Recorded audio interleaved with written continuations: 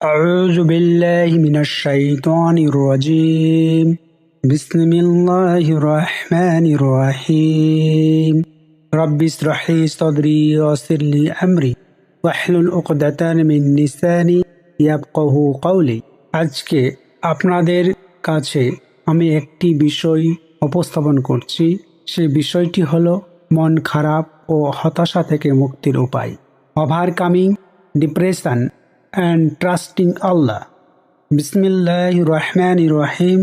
Assalamu alaikum wa rahmatullahi wa barakatuh.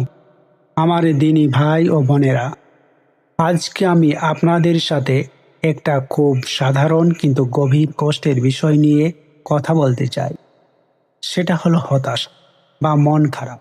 আমাদের জীবনে এমন কিছু সময় আসে যখন মনে হয় চারিপাশটা অন্ধকার, কোনো পথ খুঁজে পাওয়া যাচ্ছে না, কেউ আমাদের বুঝছে না। কিন্তু মনে রাখবেন, দুনিয়ার কেউ আপনাকে না বুঝলেও যিনি আপনাকে সৃষ্টি করেছেন সেই আল্লাহ কিন্তু আপনার মনের সব খবর জানেন। তিনি কোরআনে খুব সুন্দর করে বলেছেন, তোমার প্রতিপালক তোমাকে কখনো পরিত্যাগ করেননি এবং তোমার প্রতি অসন্তুষ্ট হননি।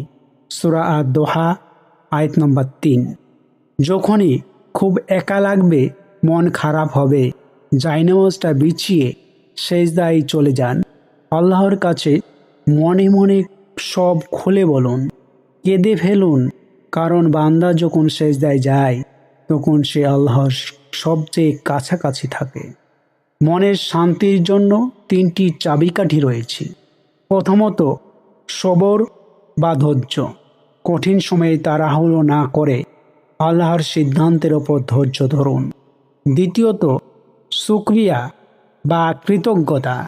যা পাননি তা নিয়ে আফসোস না করে যা আছে তার জন্য আলহামদুলিল্লাহ বলুন। 3 নম্বর, তাওয়াক্কুল বা ভরসা। আল্লাহর ওপর ভরসা রাখুন।